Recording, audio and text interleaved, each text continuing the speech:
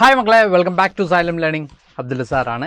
ഇന്ന് വന്നിരിക്കുന്നത് political സയൻസിലെ most important ആയിട്ടുള്ള ഒരു ടോപ്പിക്കുമായിട്ടാണ്. നമ്മുടെ പ്രീവിയസ് ഇയർ ക്വസ്റ്റ്യനിലുണ്ടായിരുന്ന ഒരു ക്വസ്റ്റ്യനാണ് നമ്മളിന്ന് ഡിസ്കസ് ചെയ്യാൻ പോകുന്നത്.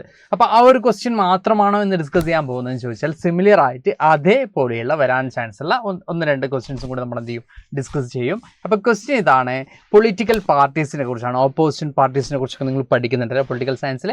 അപ്പോൾ അതിലേറ്റവും പ്രധാനപ്പെട്ട പാർട്ടീസിനെ കുറിച്ചാണ് നമുക്ക് എന്ത് ചെയ്യാം ചോദ്യം വന്നിട്ടുള്ളത് കേട്ടോ. ഓക്കെ, അപ്പോൾ നമ്മുടെ ചോദ്യം ഇതായിരുന്നു, സ്വതന്ത്ര പാർട്ടിയെക്കുറിച്ചായിരുന്നു ചോദ്യം. അപ്പോൾ നമ്മൾ സ്വതന്ത്ര പാർട്ടിയെക്കുറിച്ച് മാത്രമല്ല എല്ലാ പാർട്ടീസിനും എന്ത് ചെയ്യാണ് ഇപ്പം പഠിച്ചെടുക്കാൻ പോവാണ്. ബിക്കോസ് ഇതിൽ ഏതൊരു പൊളിറ്റിക്കൽ പാർട്ടിയെക്കുറിച്ച് ചോദിച്ചാലും അതുപോലെ തന്നെ ഇതിൽ ഏതൊരു പൊളിറ്റിക്കൽ പാർട്ടീസിൻ്റെ ലീഡേഴ്സിനെ കുറിച്ച് ചോദിച്ചാലും ഒക്കെ മക്കൾക്ക് എന്ത് ചെയ്യാൻ പറ്റണം, ആൻസേഴ്സ് കൊടുക്കാൻ പറ്റണം. അപ്പോൾ മേജർ ആയിട്ടുള്ള ഓപ്പോസിഷൻ പാർട്ടീസ് അല്ലെങ്കിൽ പ്രതിപക്ഷ കക്ഷികൾ ഏതൊക്കെയായിരുന്നു എന്നുള്ളതാണ് നമ്മൾ എന്ത് ചെയ്യാൻ പോകുന്നത്, ഇന്ന് ഡിസ്കസ് ചെയ്യാൻ പോകുന്നത്. അപ്പോൾ മോസ്റ്റ് ഇമ്പോർട്ടൻ്റ് ആണ് ഇത്, നമുക്ക് ഷുവർ ക്വസ്റ്റ്യനും കൂടിയാണ്. ഇതിലേതെങ്കിലും ഒരു പാർട്ടി എന്ത് ചെയ്യണം, നിർബന്ധമായിട്ട് നിങ്ങൾക്ക് എക്സാമിന് വരും. അവിടെ തന്നെ എല്ലാ മക്കളും എന്ത് ചെയ്യണം, കംപ്ലീറ്റ് ആയിട്ട് പഠിച്ചു പോകണം. അപ്പോൾ നമ്മുടെ ഫസ്റ്റ് ക്വസ്റ്റ്യൻ സോഷ്യലിസ്റ്റ് പാർട്ടിയെക്കുറിച്ച് തന്നെ നമുക്ക് നോക്കാം. ഓക്കെ, അപ്പോൾ സോഷ്യലിസ്റ്റ് പാർട്ടിയെക്കുറിച്ച് ചോദിക്കുകയാണെങ്കിൽ what are the characteristics of what are the features of socialist party? Socialist പാർട്ടിയുടെ സവിശേഷതകൾ എന്തൊക്കെയാണ്? സോഷ്യലിസ്റ്റ് പാർട്ടിയുടെ നേതാവ് ആരായിരുന്നു, അല്ലെങ്കിൽ നേതാക്കൾ ആരായിരുന്നു, അതിൻ്റെ ഐഡിയോളജി എന്താണ്, ഇതൊക്കെ നമ്മൾ ടോട്ടലായിട്ട് പഠിച്ചു പോകണം. ഓക്കെ, അതൊരു വൺ വേർഡ് ടൈപ്പ് ക്വസ്റ്റ്യൻ വന്നാലും അല്ലെങ്കിൽ ഒരു ഷോർട്ടസ്റ്റ് ടൈപ്പ് ക്വസ്റ്റ്യൻ വന്നാലും എന്ത് ക്വസ്റ്റ്യൻ വന്നാലും ഡിസ്ക്രിപ്റ്റീവ് ടൈപ്പോ ഏത് ക്വസ്റ്റ്യൻ വന്നാലും നമുക്ക് എന്ത് ചെയ്യാൻ പറ്റണം, അവിടെ ആൻസർ ചെയ്യാൻ പറ്റണം. അപ്പോൾ ഇവിടെ നമ്മൾ പറയുന്നത് socialist party, the socialist among the Congress party formed the socialist party in 1934. കോൺഗ്രസിനകത്ത് തന്നെയുള്ള സോഷ്യലിസ്റ്റുകൾ ചേർന്നിട്ടാണ് 1934 എന്ത് രൂപീകരിക്കുന്നത്, സോഷ്യലിസ്റ്റ് പാർട്ടി രൂപീകരിക്കുന്നത്. ഐഡിയോളജി നോക്കുകയാണെങ്കിൽ നമുക്ക് കാണാൻ പറ്റും ഡെമോക്രാറ്റിക് സോഷ്യലിസമാണ്. അതായത് mixing of democratic principles with socialist ideas. Democratic principles അല്ലെങ്കിൽ ജനാധിപത്യ ആശയങ്ങളുടെ കൂടെ എന്തും കൂടി മിക്സ് ചെയ്യാണ്, എന്തും കൂടി ചേർക്കുകയാണ് ഈ പറയുന്ന സോഷ്യലിസ്റ്റ് ആശയങ്ങൾ കൂടി സംയോജിപ്പിച്ചുകൊണ്ടുള്ള ഒരു ആശയമായിരുന്നു ആരും മുമ്പോട്ട് വെച്ചിരുന്നത്, സോഷ്യലിസ്റ്റ് പാർട്ടി മുമ്പോട്ട് വെച്ചിരുന്നത്.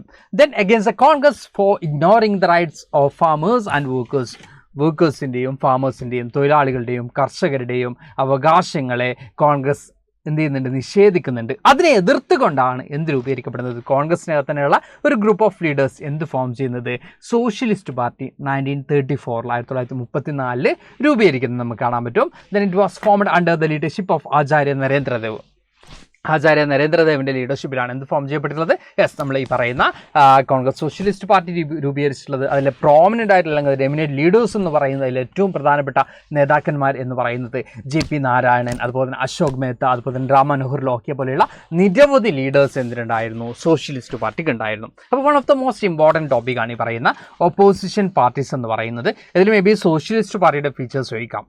ഓക്കെ, അല്ലെങ്കിൽ നമുക്ക് എന്താ പറയുക, കമ്മ്യൂണിസ്റ്റ് പാർട്ടിയുടെ ഫീച്ചേഴ്സ് ചോദിക്കാം, അല്ലെങ്കിൽ സ്വതന്ത്ര പാർട്ടി അല്ലെങ്കിൽ ഭാരതീയ ജനതാ പാർട്ടി, ഇങ്ങനെ ഏതിൻ്റെയും എന്ത് ചെയ്യാം, നമുക്ക് ക്വസ്റ്റ്യൻസ് ചോദിക്കാം. അപ്പോൾ ഇതിലേത് ക്വസ്റ്റ്യൻ ആണ് വന്നതെങ്കിലും നമുക്ക് എന്ത് ചെയ്യാൻ പറ്റണം, ഈസി ആയിട്ടും ഡീൽ ചെയ്യാൻ പറ്റണം. ഓക്കെ, അപ്പോൾ ലീഡേഴ്സിൻ്റെ പേര് പഠിച്ചു വെക്കുക, അവരുടെ ഐഡിയോളജി എന്താണെന്ന് പഠിച്ചു വെക്കുക, അതിന് എപ്പോഴാണ് ആ ഒരു പാർട്ടി രൂപീകരിച്ചിട്ടുള്ളത്, ഫോം ചെയ്തിട്ടുള്ളത്, ഈ കാര്യങ്ങൾ ഏറ്റവും ഇമ്പോർട്ടൻ്റ് ആയിട്ട് മക്കൾ എന്ത് ചെയ്യണം, പഠിച്ചു പോകണം. ഓക്കെ, അപ്പോൾ ലീഡേഴ്സിൻ്റെ പേരെന്ന് പറയുമ്പോൾ യെസ്, ഈ ലീഡേഴ്സിൻ്റെ പേരും അതുപോലെ തന്നെ ആചാര്യ നരേന്ദ്രദേവൻ ഫോം ചെയ്തിട്ടുള്ളത്. ദെൻ ഐഡിയോളജി എന്ന് പറയുമ്പോൾ ഡെമോക്രാറ്റിക് സോഷ്യലിസം. ഇത് മോസ്റ്റ് ഇമ്പോർട്ടൻ്റ് ആണ്. ഈ ടോപ്പിക്ക് മക്കൾ എന്തായാലും എന്ത് ചെയ്യണം, പഠിച്ചിരിക്കണം. Next one, communist party of ഇന്ത്യയാണ് നമുക്ക് നെക്സ്റ്റ് കാണാൻ പറ്റുന്നത്. Second oldest party in India. ഇതിൽ രണ്ടാമത്തെ എന്താ പറയുക, ഏറ്റവും ഓൾഡസ്റ്റ് പാർട്ടി കൺസിഡർ ചെയ്യുന്നത് കമ്മ്യൂണിസ്റ്റ് പാർട്ടി ഓഫ് ഇന്ത്യയാണ്.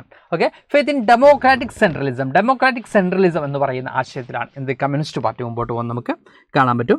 ദെൻ ഇതൊരു നാഷണൽ പാർട്ടിയാണ്, ഇന്ത്യയിൽ ഒരു നാഷണൽ പാർട്ടിയാണ്, ഒരു ദേശീയ പാർട്ടിയാണിത് കമ്മ്യൂണിസ്റ്റ് പാർട്ടി എന്ന് നമുക്ക് കാണാൻ പറ്റും. MN Roy played an important role in formation of Communist Party in 1924 Communist Party form ചെയ്യുമ്പോൾ MN റോയ് എന്ത് ഇതിൻ്റെ ഏറ്റവും പ്രധാനപ്പെട്ട റോളായിരിക്കുമായിരുന്നു, MN റോയ്ക്കായിരുന്നു. അല്ലെങ്കിൽ ഈ പാർട്ടിയുടെ ഫോർമേഷൻ ഏറ്റവും പ്രധാനപ്പെട്ട പങ്ക് വഹിച്ച വ്യക്തിയാണ് MN റോയ് എന്ന് നമുക്ക് കാണാൻ പറ്റും.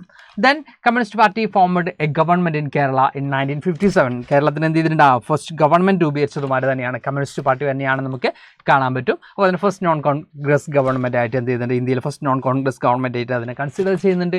അതുപോലെ തന്നെ ഈ ഒരു പാർട്ടി പിന്നീട് എന്ത് ചെയ്യുന്നുണ്ട്, രണ്ടായിട്ട് സ്പ്ലിറ്റ് ആയി പോകുന്നുണ്ട്. ഇൻ വിച്ച് ഇയർ 1964 കേട്ടോ, 1964 ഈ പറയുന്ന കമ്മ്യൂണിസ്റ്റ് പാർട്ടി എന്ത് ചെയ്യുന്നത്, രണ്ടായിട്ട് സ്പ്ലിറ്റ് ആവുന്നത് നമുക്ക് കാണാൻ പറ്റും. CPI and CPIM. Russia, China, അത് എന്താ പറയുക, നയതന്ത്രപരമായിട്ടുള്ള ചില പ്രശ്നങ്ങളൊക്കെയാണ് ഈ പറയുന്ന പാർട്ടി രണ്ടായിട്ട് സ്പ്ലിറ്റ് ചെയ്യാനുള്ള കാരണം. അങ്ങനെ CPI സപ്പോർട്ടേഴ്സ് ഓഫ് റഷ്യയും CPIM സപ്പോർട്ടേഴ്സ് ഓഫ് ചൈനയും ഇങ്ങനെ രണ്ട് പാർട്ടിയായിട്ട് എന്ത് ചെയ്യാണ് 1964 കമ്മ്യൂണിസ്റ്റ് പാർട്ടി ഓഫ് ഇന്ത്യ എന്ത് ചെയ്യാണ് സ്പ്ലിറ്റ് ചെയ്യപ്പെടുകയാണ്, വിഭജിക്കപ്പെടുകയാണ്, അല്ലെങ്കിൽ പിളർപ്പിലേക്ക് പോവുകയാണെന്ന് നമുക്ക് കാണാൻ പറ്റും. ഇതിൻ്റെ പ്രോമിനൻറ്റ് ലീഡേഴ്സ് എന്ന് പറയുമ്പോൾ AKG ഉണ്ട്, PC ജോഷി ഉണ്ട്, അതുപോലെ തന്നെ അജയ് ഘോഷ്, EMS, ഇങ്ങനെ നിരവധി ലീഡേഴ്സ് എന്തിനുണ്ടായിരുന്നു കമ്മ്യൂണിസ്റ്റ് പാർട്ടി ഓഫ് ഇന്ത്യക്ക് ഉണ്ടായിരുന്നു. അപ്പോൾ ഫോർമേഷൻ 1924 അപ്പോൾ അതിന് ഏറ്റവും പ്രധാനപ്പെട്ട റോൾ വഹിച്ചിട്ടുള്ളത് MN റോയ് ആണെന്ന് നമുക്ക് കാണാൻ പറ്റും. 1957 ഫസ്റ്റ് എന്ത് ചെയ്യുന്നത് കേരളത്തിലെ ഒരു എന്താ പറയുക കമ്മ്യൂണിസ്റ്റ് ഗവൺമെൻറ് എസ്റ്റാബ്ലിഷ് ചെയ്യുന്നത് കാണാൻ പറ്റും. 1964 ഈ ഒരു പാർട്ടി സ്പ്ലിറ്റ് ആവുന്നത് നമുക്ക് കാണാൻ പറ്റും. CPI ആൻഡ് CPIM എന്ന രീതിയിലാണ് എന്ത് ചെയ്യുന്നത് ഇത് സ്പ്ലിറ്റ് ആവുന്നത് നമുക്ക് കാണാൻ പറ്റും. ഇനി പ്രോമിനൻറ്റ് ലീഡേഴ്സ് നോക്കുന്ന സമയത്ത് AKG, PC ജോഷി, അതുപോലെ തന്നെ അജയ് ഘോഷ്, EMS പോലെയുള്ള പ്രോമിനൻ്റ് ആയിട്ടുള്ള ലീഡേഴ്സ് എന്തുണ്ടായിരുന്നു ഈ കമ്മ്യൂണിസ്റ്റ് പാർട്ടി ഓഫ് ഇന്ത്യക്ക് ഉണ്ടായിരുന്നത് നമുക്ക് കാണാൻ പറ്റും. ഇനി അനദർ വൺ പാർട്ടിയിലേക്ക് പോകുന്ന സമയത്ത് ഭാരതീയ ജനസംഘാണ് നമുക്ക് നോക്കാനുള്ളത്. 1951 ഇത് ഫോം ചെയ്യപ്പെട്ടിട്ടുള്ളത്. ഇതിൻ്റെ എന്താ ഇങ്ങനെ ചോദിക്കാം, ഈ ഒരു പാർട്ടിയുടെ ആശയം എന്താണെന്ന് ചോദിക്കാം. അപ്പോൾ തന്നെ ഈ പറയുന്നത് പോലെ തന്നെ ലീഡേഴ്സ് ആരാണ് എന്ന് ചോദിക്കാം. എല്ലാ പാർട്ടിനും അത് തന്നെയാണ് കേട്ടോ. അപ്പോൾ തന്നെ അതിൻ്റെ ഫീച്ചേഴ്സ് അല്ലെങ്കിൽ ക്യാരക്ടറിസ്റ്റിക്സോ ചോദിക്കുകയാണെങ്കിൽ ആ മൊത്തം ഈ പറയുന്ന പാരഗ്രാഫ് മൊത്തം എന്ത് ചെയ്യണം നമുക്ക് ആൻസർ ആയിട്ട് അവിടെ കൊടുക്കണം. അപ്പോൾ ഫോംഡ് ഇൻ 1951 1951 എന്ത് ചെയ്തിട്ടുള്ളത് ഭാരതീയ ജനസംഘ് എന്ന് പറയുന്ന പൊളിറ്റിക്കൽ പാർട്ടി രൂപീകരിച്ചിട്ടുള്ളത്. ഓക്കെ, അതിൻ്റെ ഫോമർ പ്രസിഡന്റ് അല്ലെങ്കിൽ ഫൗണ്ടർ പ്രസിഡന്റ് ആയിട്ട് കാണുന്നത് ആരാണ്? ശ്യാം പ്രസാദ് മുഖർജി ആണ്. ഇതിന് ഐഡിയോളജിക്കൽ ബാക്ക് ബോൺ നോക്കുന്ന സമയത്ത് RSS ആണ്. ഐഡിയോളജിക്കൽ ബാക്ക് ബോൺ RSS നമുക്ക് കാണാൻ പറ്റും. ഇനി ഇത് എന്തിനു വേണ്ടിയാണ് ഈ ഒരു party? Stood four one party, one culture and one nation. Okay, ഒരു പാർട്ടി, ഒരു സംസ്കാരം, ഒരു എന്താ പറയുക രാഷ്ട്രം എന്നൊരാശയമാണ് ഈ പറയുന്ന ഭാരതീയ ജനസംഘ് മുമ്പോട്ട് വെക്കുന്ന ഐഡിയോളജി എന്ന് പറയുന്നത്. Then stood for Akhand Bharat, reunion of India and Pakistan. എന്താ പറയുക ഇന്ത്യ പാകിസ്ഥാൻ റീയൂണിയൻ എന്ന് പറയുന്നത് എന്താണ്? പഴയ ഇന്ത്യ എന്നൊരു കൺസെപ്റ്റാണ് ഈ ഭാരതീയ ജനസംഘ് മുമ്പോട്ട് വെക്കുന്നത്. In favour of developing nuclear വെപ്പൺസിനെ അല്ലെങ്കിൽ ഈ പറഞ്ഞ ആണവായുധങ്ങളുടെയൊക്കെ എന്താ പറയുക ഡെവലപ്പിങ്ങിന് അതിൻ്റെയൊക്കെ എന്താ പറയുക അതൊക്കെ നിർമ്മിക്കുന്നതിനും അതിനെ പ്രോത്സാഹിപ്പിക്കുകയൊക്കെ ചെയ്യുന്ന ഒരു പാർട്ടിയായിരുന്നു. പിന്നെ official language should be Hindi. Official language എന്തായിരിക്കണം? ഹിന്ദി ആയിരിക്കണം എന്ന് ആർഗ്യൂ ചെയ്യുന്നുണ്ട്. ഭാരതീയ ജനസംഘ് ആർഗ്യൂ ചെയ്യുന്നതായിട്ട് നമുക്ക് കാണാൻ പറ്റും. ഇനി nation can be modern, progressive and prosperous only with the support of Indian civilisation and culture. ഒരു രാജ്യത്ത് പുരോഗതി ഉണ്ടാവണമെങ്കിൽ അല്ലെങ്കിൽ രാജ്യത്ത് ആധുനികവൽക്കരിക്കപ്പെടണമെങ്കിലൊക്കെ എന്ത് വേണം? ഈ പറയുന്ന ഇന്ത്യൻ സിവിലൈസേഷനും കൾച്ചറും അതിൻ്റെ സപ്പോർട്ടോട് കൂടി മാത്രമേ എന്ത് ചെയ്യുള്ളൂ ഈ പറയുന്ന പ്രോഗ്രസ് നമുക്ക് അറ്റൈൻ ചെയ്യാൻ പറ്റൂ എന്ന് പറഞ്ഞിരുന്ന ഒരു പാർട്ടിയാണ് ഭാരതീയ ജനസംഘ്. ദെൻ എമിനന്റ് ലീഡേഴ്സ് നോക്കുന്ന സമയത്ത് ശ്യാം പ്രസാദ് മുഖർജി, ദീൻ ദയാൽ ഉപാധ്യായ പോലെയുള്ള പ്രോമിനൻ്റ് ആയിട്ടുള്ള ലീഡേഴ്സ് എന്തിനുണ്ടായിരുന്നു ഭാരതീയ ജനസംഘ് എന്ന് പറയുന്ന ഈ ഒരു പൊളിറ്റിക്കൽ പാർട്ടിക്കും നമുക്ക് കാണാൻ സാധിക്കും. ഇനി നമുക്ക് കഴിഞ്ഞ വർഷം എക്സാമിന് വന്നിട്ടുള്ളത് സ്വതന്ത്ര പാർട്ടിയാണ്. ഓക്കെ, സ്വതന്ത്ര പാർട്ടിയായിട്ട് നമുക്ക് കഴിഞ്ഞ വർഷം ഓണം എക്സാമിനേഷന് വന്നിട്ടുള്ള ചോദ്യം. അപ്പോൾ സ്വതന്ത്ര പാർട്ടിയുടെ സവിശേഷതകൾ എന്തൊക്കെയാണ് എന്ന രീതിയിലായിരുന്നു ക്വസ്റ്റ്യൻ ഉണ്ടായിരുന്നത്. അപ്പോൾ നമുക്ക് നോക്കാം. 1959 സ്വതന്ത്ര പാർട്ടി രൂപീകരിച്ചത്. അപ്പോൾ നമുക്ക് 1959 ഇത് ഞാൻ വായിച്ച പോലെ അല്ലേ? അറൗണ്ട് കുറച്ച് കൂടിപ്പോയി. 1959 എന്ത് രൂപീകരിച്ചത്? സ്വതന്ത്ര പാർട്ടി രൂപീകരിച്ചിട്ടുള്ളത്. ഫൗണ്ടർ ആരാണ്? C രാജഗോപാലാചാരിയാണ് founder. Then stood for protecting the capitalist and feudal interest.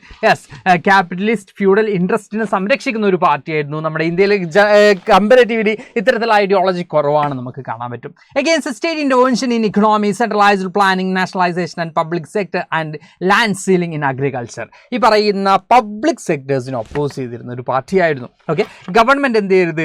മാർക്കറ്റിലൊന്നും വലിയ രീതിയിൽ ഇൻ്റർവെൻഷൻ നടത്തരുത്, അല്ലെങ്കിൽ പറയുന്ന ഇക്കണോമിയിലൊന്നും ഗവൺമെൻറ്റിൻ്റെ വലിയ രീതിയിലുള്ള ഇടപെടലുകൾ ഉണ്ടാവരുത് എന്നാവശ്യപ്പെട്ട ഒരു പൊളിറ്റിക്കൽ പാർട്ടി കൂടിയായിരുന്നു സ്വതന്ത്ര പാർട്ടി എന്ന് നമുക്ക് കാണാൻ സാധിക്കും. ദെൻ സപ്പോർട്ട് ചെയ്ത പ്രൈവറ്റ് സെക്ടർ. ഒബ്വിയസ്ലി പബ്ലിക് സെക്ടറിനെ ഒപ്പോസ് ചെയ്യുമ്പോൾ പ്രൈവറ്റ് സെക്ടറിനെ സപ്പോർട്ട് ചെയ്തിരുന്ന ഒരു പാർട്ടിയായിരുന്നു. ഇൻഡിവിജ്വൽ ഫ്രീഡത്തിനായിരുന്നു കൂടുതലും എന്ത് ചെയ്തിരുന്നത്? പ്രാധാന്യം കൊടുത്തിരുന്നത് നമുക്ക് കാണാൻ പറ്റും. ദെൻ ഈ ഒരു പാർട്ടി എന്ത് ചെയ്യുന്നുണ്ട്? ഡിസപ്പേർഡ് ആയി പോകുന്നുണ്ട്, അല്ലെങ്കിൽ തകർന്നു പോകുന്നതായിട്ട് നമുക്ക് കാണാൻ പറ്റും. Because lack of strong organisation structure and dedicated members. അതിന് എന്തുണ്ടായിരുന്നില്ല? വലിയൊരു ഓർഗനൈസേഷൻ സ്ട്രക്ചർ ഉണ്ടായിരുന്നില്ല, വലിയൊരു സംഘാടന മികവോ കാര്യങ്ങളൊന്നും ഈ ഒരു പാർട്ടിക്ക് ഉണ്ടായിരുന്നില്ല. അതുപോലെ തന്നെ ഡെഡിക്കേറ്റഡ് ആയിട്ടുള്ള മെമ്പേഴ്സ് ഉണ്ടായിരുന്നില്ല. വലിയ രീതിയിൽ ആ പാർട്ടി മുറുകെ പിടിക്കുന്ന രീതിയിലുള്ള ആരുണ്ടായിരുന്നു? ഫോളോവേഴ്സോ മെമ്പേഴ്സോ ഒരു പാർട്ടിക്ക് ഉണ്ടായിരുന്നില്ല. ഇനി ലീഡേഴ്സ് നോക്കുന്ന സമയത്ത് K Munshi, NG Ranga and Minoo മസാനിയെ പോലെയുള്ള ലീഡേഴ്സ് ആയിരുന്നു നമുക്ക് എന്തിനുണ്ടായിരുന്നത്? സ്വതന്ത്ര പാർട്ടിയിൽ നമുക്ക് കാണാൻ പറ്റിയിരുന്നത്. അതുപോലെ തന്നെ C രാജഗോപാലാചാരി ഉണ്ട്, മറക്കരുത്. ഓക്കെ, അപ്പോൾ ഇത്രയുമാണ് നമ്മുടെ മേജർ ആയിട്ടുള്ള പൊളിറ്റിക്കൽ പാർട്ടി എന്ന് പറയുന്നത്. ഓക്കെ, ഇന്ത്യൻ കോൺഗ്രസിൻ്റെ INC ഉണ്ട്. INC കുറിച്ച് മക്കൾ ഡീറ്റെയിൽഡ് ആയിട്ട് പഠിച്ചിട്ടുണ്ടാവും എന്ന് വിശ്വസിക്കുന്നുണ്ട്. അപ്പോൾ INC കൂടാതെ ഓപ്പോസിഷൻ പാർട്ടീസ് എന്ന് പറയുന്നത് ഇത്രയൊക്കെയാണ്. അപ്പോൾ ഈ ഓരോ പാർട്ടീസും 4 പാർട്ടീസ് നമ്മൾ പറഞ്ഞു, 4 പൊളിറ്റിക്കൽ പാർട്ടീസ് പറഞ്ഞു, 4 എന്താ പറയുക രാഷ്ട്രീയ പാർട്ടികളെ കുറിച്ച് നമ്മളിവിടെ പറഞ്ഞു. ഇതിൽ ഓരോന്നും ഇമ്പോർട്ടൻ്റ് ആണ്. ഇതിൽ ഓരോ പാർട്ടിയും അതിൻ്റെ സവിശേഷതകളും ഒക്കെ ഇമ്പോർട്ടൻ്റ് ആണ്.